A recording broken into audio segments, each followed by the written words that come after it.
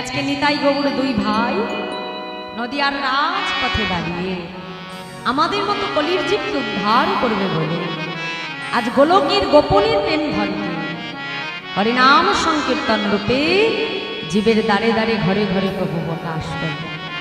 তার মতো দয়াল কোনো যুগে হয় নাই আর হবেও না। কি বলছে? বলছে দেখো দেখো ভাই রে ভাই, ভাই রে ভাই, আমার গোড়া গুনো কহলে না যা, আমার গোরা গুনো কহলে না যাই, কত শত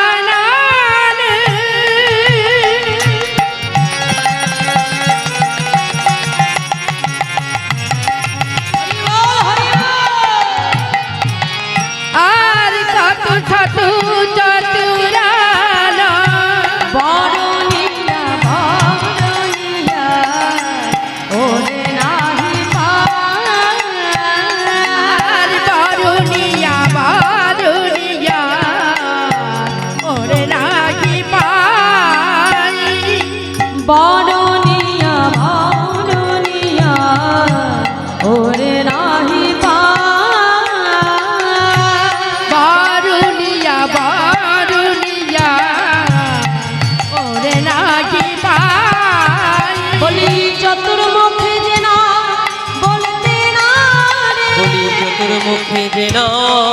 বলতে না রে, বলি চতুর মুখে যে না বলতে না রে, চতুর মুখে যে নাম বলতে না রে, আমি একবার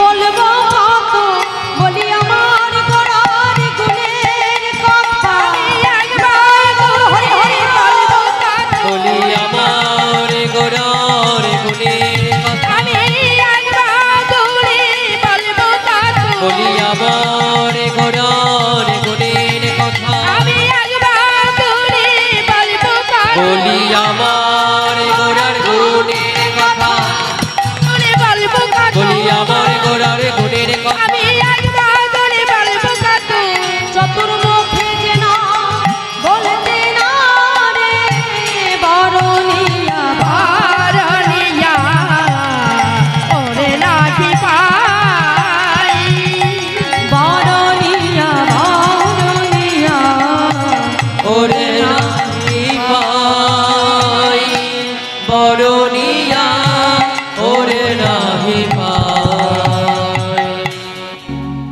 বলছে যে ভাই রে ভাই আমার গোড়া কোনো কহনে না যা।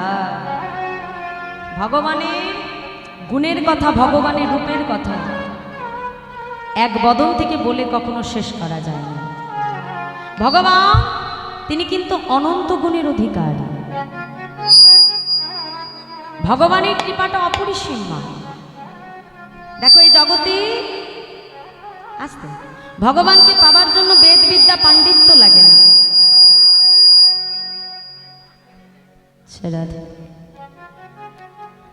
ভগবানকে পাওয়ার জন্য বেদ বিদ্যা পাণ্ডিত্যের প্রয়োজন হয় না। ভগবানকে পাওয়ার জন্য যেটা প্রয়োজন হয় সেটা হলো জীবের হৃদয়ের ভক্তি। যদি ভক্তি দিয়ে তাকে ডাকার মতো ডাকা যায় না, দেখো ভগবানের কৃপা কিন্তু হবেই হবে। ভগবানের প্রতি শুধু বিশ্বাস রাখতে হবে। মহাভারতে একদিন কুন্তি পিসিমা আসতে পঞ্চপাণ্ডবকে সেবা দিচ্ছেন। একটু মন দিয়ে শুনবে জয়রাজ। তা তার 5 ছেলেকে যখন সেবা দিচ্ছে, সেবা করতে দিয়েছে, এখন বড় ছেলে যুধিষ্ঠিরকে খেতে দিয়েছে, খেতে দিয়ে এখন মেজ ছেলে ভীমকে যখন খেতে দিচ্ছে মা, তো ভীম তখন তার মাকে ডেকে বলছে, ও মা আউটটা কমিয়ে দাও দাদা, আউট একটু কমা, মনিটরটা বাড়িয়ে দাও যারা। তা ভীম তার মাকে ডেকে বলছে, ও মা আজ আমার বড় ক্ষুধা লেগেছে মা, তুমি আমার উদর পরিপূর্ণ করে আজ আমাকে খেতে দাও। মানে যতক্ষণ না আমার উদর পরিপূর্ণ হবে, আমার পেট যতক্ষণ না ভরবে, ততক্ষণ তুমি আমাকে সেবা করাবে। তা মাতা কুন্তি ভীমকে ডেকে বলছে, হ্যাঁ রে ভীম, আমি যে শুধু একা তোকেই সেবা করাবো, তুই একাই সেবা করবি, তা আমার আর বাকি ছেলেগুলোর কি হবে?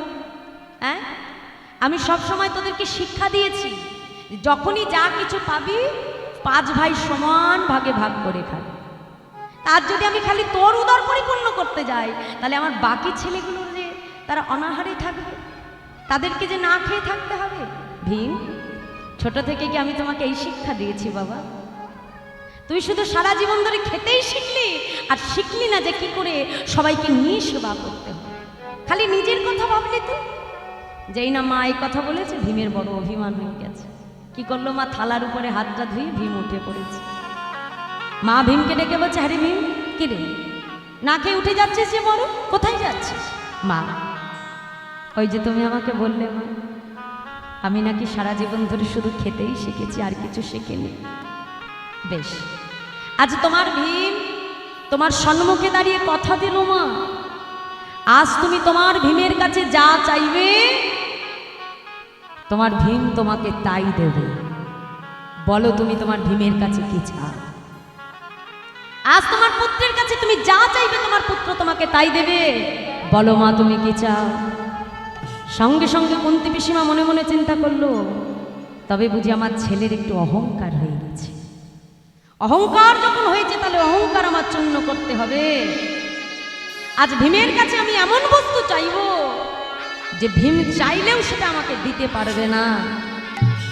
মনে মনে কুন্তী পিসিমা স্থির করলো যে কিছুদিন পূর্বে কৃষ্ণ আমার কাছ থেকে বিদায় নিয়ে দ্বারকার উদ্দেশ্যে যাত্রা করেছে। আজ যদি আমি ভীমের কাছে এই মুহূর্তে কৃষ্ণের দর্শন করতে চাই, আমার ভীমের পক্ষে সেটা করা সম্ভব নয়, কারণ আমার কৃষ্ণ আমার কাছ থেকে বিদায় নিয়ে চলে গেছে। তাই আমি চাইলেও সে আমাকে দিতে পারে না। মনে মনে চিন্তা করে পুত্র ভীমকে ডেকে বলছে, ভীম শোনো বাবা, আমি তোমার কাছে এই মুহূর্তে কৃষ্ণ দর্শন পেতে চাই। ভীম তখন ছুটে গিয়ে মায়ের চরণটাকে জড়িয়ে ধরল। মা, জগতের এত বস্তু থাকতে জগতের সব থেকে সহজ বস্তুটা তুমি চাইলে গো মা।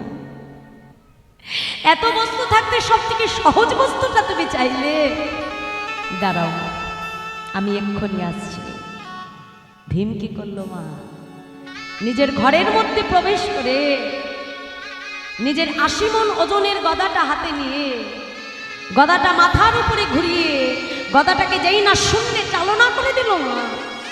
গদাটা যেই আকাশে ছুঁড়ে মেরেছে, আকাশ থেকে যখন গদাটা নিচে পতিত হচ্ছে, নিচে পড়ছে, ভীম সেই পতিত গদার নিচে নিজের মাথাটা পেতে দিয়ে চিৎকার করে ডাকছে, বিপদ ভঞ্জন মধুসূদন,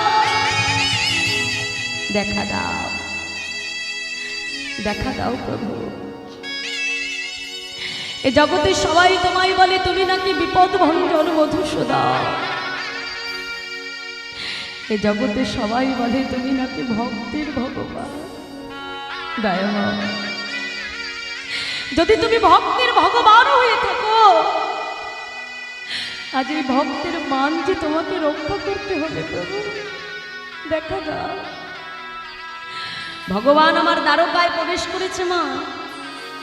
রুক্মিণী সত্যভামা সোনার পাত্র এনেছে চরণ ধৌত করবে বলে। এমন সময় গোবিন্দ আমার রুক্মিণীকে ডেকে বলছে, দাঁড়াও রুক্মিণী, এখন তো আমি প্রাসাদে প্রবেশ করতে পারবো না। কেন স্বামী? দেখছো না আমার ভীম যে আমাকে স্মরণ করেছে গো। আমি যে বিপদ ভঞ্জন মধুসূদন, আমার ভক্ত যদি আমায় বিপদে পড়ে স্মরণ করে, ভক্তকে উদ্ধার করতে যে আমাকে যেতেই হবে। সঙ্গে সঙ্গে গোবিন্দ বিলম্ব না করে তৎক্ষণাৎ ভীমের সম্মুখে এসে পতিত গদাটাকে হাতে নিয়ে ভগবান ডাক দিল, ভীম, ভীম, বলো কেন স্মরণ করেছ আমার? বলো কেন ডেকেছ আমাকে? ভীম ভগবানের হাতটা ধরে সঙ্গে সঙ্গে মায়ের সম্মুখে এনে মাকে ডেকে বলছে, মা, এই যে তোমার কৃষ্ণ। তুমি বলেছিলে যে তুমি কৃষ্ণ দর্শন করতে চাও মা। তুমি বলেছিলে তোমার ভীম নাকি ছোটবেলা থেকে কিচ্ছু শেখে নে মা। আজ তুমি যা চেয়েছো তোমার সন্তান তোমাকে তাই দিয়েছে। কুন্তী পিসিমা ভীমের কাছে যেয়ে বলছে, ভীম, তুই জগতে কোনো কিছু শিখিস বা না শিখিস, আজ আমি তোর মা হয়ে তো তোকে প্রণাম করতে পারবো না বাবা, কিন্তু জগতে যেটা ধ্রুব সত্য সেটাই তুই শিখে রেখেছিস। নে, জগতে একজন ভক্তকে কেমনভাবে ভগবানকে ডাকতে হয়, একজন ভক্ত কেমনভাবে ভগবানকে ডাকলে ভগবান তার ডাকে সাড়া দেয়। এই ভগবানের প্রতি যে বিশ্বাস আর ভক্তি নিয়ে তুই তাকে আহ্বান করেছিস, তুই তাকে ডেকেছিস, ভীম, আমি আশীর্বাদ করি যুগে যুগে ভগবানের প্রতি এই বিশ্বাস আর ভক্তি যেন তোর বজায় থাকে। নিতাই গৌর হরি বল, হরি বল, হরি বল। দেখো, ভীম যখন গদাটা ছুঁড়ে মেরেছিল বাবা, সে জানতো ভগবান তার ডাকে সাড়া দেবে। তার যদি ভগবানের প্রতি বিশ্বাস না থাকতো বাবা, ওই গদাটা ছুঁড়ে মেরে ওই ৮০ মণ ওজনের গদার নিচে নিজের মাথাটা ভীম কখনোই পাততে পারত না। পেতেছিল কেন? সে জানতো যে ভগবানকে ডাকলে ভগবান আমার ডাকে সাড়া দেবে। ভক্তর ডাকটা এমন হতে হবে। আমরা ভগবানকে ডাকি বাবা, আমরা ভগবানকে সেবা দিই, কিন্তু ভগবানের প্রতি আমাদের বিশ্বাস থাকে না। দেখো, আমরা যে ভগবানকে সেবা দিই, আমরাও তো তাকে ডাকি মা, কিন্তু আমাদের ডাকে ভগবান সাড়া দেয় না। কেন দেয় না? কারণ আমরা ভগবানকে সেবা দিই কাষ্ঠ পাথরের বিগ্রহ মনে করে। সেই শ্রীকণ্ঠ নিবাসী মুকুন্দ দাসের একমাত্র পুত্র, যার বয়স ছিল ৮ বছর, সে জানতো না যে ভগবানকে কি করে ডাকতে হয়, ভগবানকে কি করে সেবা দিতে হয়। একদিন তার পিতা মুকুন্দ কবিরাজ গ্রামে চিকিৎসার জন্য সন্তানের উপরে দায়িত্ব দিয়ে রঘুনন্দনকে ডেকে বলছে, রঘু, শোনো বাবা, আজ আমি রন্ধন করতে পারিনি, তুমি সময় মতো ভগবানকে সেবা দিও। ছোট্ট রঘুনন্দন জীবনে কখনো রন্ধন করেনি। আজ রন্ধনশালায় প্রবেশ করে ভগবানকে ডেকে বলছে, প্রভু, শোনো, আমার রন্ধন ভালোই হোক আর মন্দই হোক, তোমাকে কিন্তু সেবা করতেই হবে।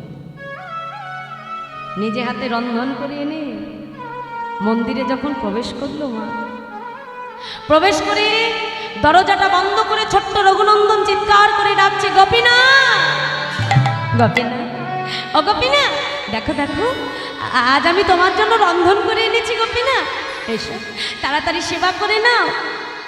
ভগবানকে ডাকছে, ভগবান আসছে না। হঠাৎ করে দেখে কি মন্দিরের দরজা বন্ধ করতে ভুলে গেছে। দেখেছো কাণ্ড? আরে বাবা, বাবা যখন তোমাকে সেবা দেয় প্রত্যেক দিন দেখি দরজা বন্ধ করে দেয়। দাঁড়াও দাঁড়াও, আমি এক্ষুনি দরজা বন্ধ করে আসছি। ছুটে গিয়ে মন্দিরের দরজাটা বন্ধ করে দিয়েছে। আবার ডাকছি, গোপীনাথ, তুমি তাড়াতাড়ি এসো বলছি। দেখো, আমার পিতা তোমাকে মন্ত্রতন্ত্রে ডাকে বলে, সে মন্ত্রে তন্ত্রে তোমাকে সেবা দেয় বলে তুমি তার ডাকে সাড়া দাও গোপীনাথ। আজ আমি মন্ত্রতন্ত্র জানি না বলে, আমি কি করে তোমাকে সেবা দিতে হয় জানি না বলে, আজকে তুমি আমার হাতে সেবা করবে না গোপীনাথ, সাড়া দাও। এতবার ডাকে ভগবান সাড়া দেয় না বাবা। হঠাৎ করে দেখছে ভগবানের হাতে বাঁশি। দেখেছ? আরে বাবা, বাঁশি থাকলে কি খাওয়া যায় নাকি? ও গোপীনা, একটু দাঁড়াও, আমি এক্ষুনি বাঁশিটা নামিয়ে দিচ্ছি। ছুটে গিয়ে যেই না বাঁশিটা নামিয়ে দিল মা, আবার ডাকছে, গোপীনা, এবার তুমি এসো। ভগবান তাও আসে না। খুঁজে খুঁজে বাইরে যে কোথা থেকে একটা লাঠি জোগাড় করে এনেছে, লাঠিটা ভগবানের সম্মুখে ধরে বলছে, গোপীরা, আমি যখন না খাই আমার বাবা আমাকে লাঠি দিয়ে মেরে মেরে সেবা করায়। গোপীরা, তুমি ভালোই ভালোই চলে এসো বলছি। গোপীরা, আজ যদি তুমি না আসো, এই লাঠি দিয়ে আজ আমি তোমাকে মেরে মেরে সেবা করাবো। ভক্তের ভক্তি দেখে ভগবান আর থাকতে পারল না। পাতা আসনে বসে ডাক দিয়েছে, রঘুনন্দন, এই তো আমি এসেছি রঘুনন্দন, আমাকে সেবা দাও। ছোট্ট রঘুনন্দন মনে মনে চিন্তা করছে, দেখেছো যেই না লাঠির ভয় দেখিয়েছি অমনি চলে এসেছে। ভগবান আমার রঘুনন্দনকে ডেকে বলছে, রঘু, এ জগতে আমাকে অনেকে অনেকভাবে সেবা করে রঘুনন্দন, কিন্তু তোমার মতো করে এমন লাঠির ভয় দেখিয়ে এ জগতে যে আমাকে কেউ সেবা করে না রঘুনন্দন। তাই মাগো, ভগবান জগতে ভক্তির কাঙাল, তাকে ডাকবার জন্য মন্ত্র তন্ত্র বেদ বিদ্যা পাণ্ডিত্য কিচ্ছু লাগে না, শুধু ভক্তি দিয়ে তাকে ভালোবাসতে হবে। এ জগতে ভগবান একমাত্র ধরা দেয় ভক্তির দ্বারা। তাই আজ বৈষ্ণব মহাজন তিনি পদাবলিতে কলম দিয়ে বলছে, দেখো দেখো, বেদ বিদ্যা দুহু কিছু নাহি জানো তো, বেদ বিদ্যা দুহু কিছুই নাহি জানো তো, বেদ বিদ্যা দুহু কিছু নাহি জানো তো, বেদ বিদ্যা দুহু কিছু নাহি জানো তো, সে যদি গৌরঙ্গ করে আর সে যদি গৌরাঙ্গ করে সে যদি গৌরঙ্গ করে আর সে যদি গৌরাঙ্গ করে ঠাকুর নয়ন দেতে ভনে সেই তো সকলে আর নায়ন আনন্দে বাণী সেই তো সকলে জানে, নয়ন আনন্দেতে ভনে সেই তো সকলে ঠাকুর জানে। নয়ন আনন্দে ভরে সেই তো সকলে জানে, সর্বসিদ্ধি সর্বসিদ্ধি করতলে আর সর্বসিদ্ধি সর্বসিদ্ধি করতলে ও তার কিছুই জানতে লাগে না গো, তুই জানতে লাগে না গো, ও তার কিছুই জানতে লাগে না গো, তার কিছুই জানতে লাগে না গো, যে জন গৌর চরণ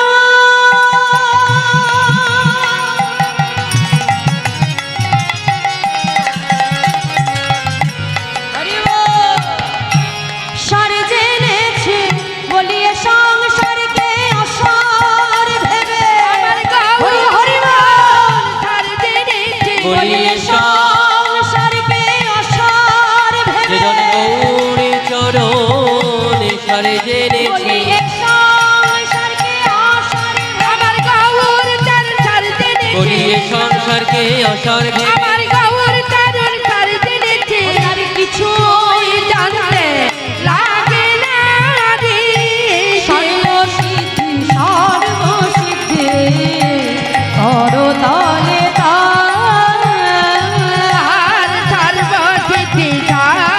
সিদ্ধি করতালে তা বেদ বিদ্যা দুহু কিছু নাহি জানত, সে যদি গৌরঙ্গ করে সার। ঠাকুর নয়নন্দেতে भने সেই তো সকলে জানে, সর্বসিদ্ধি করতলে তার।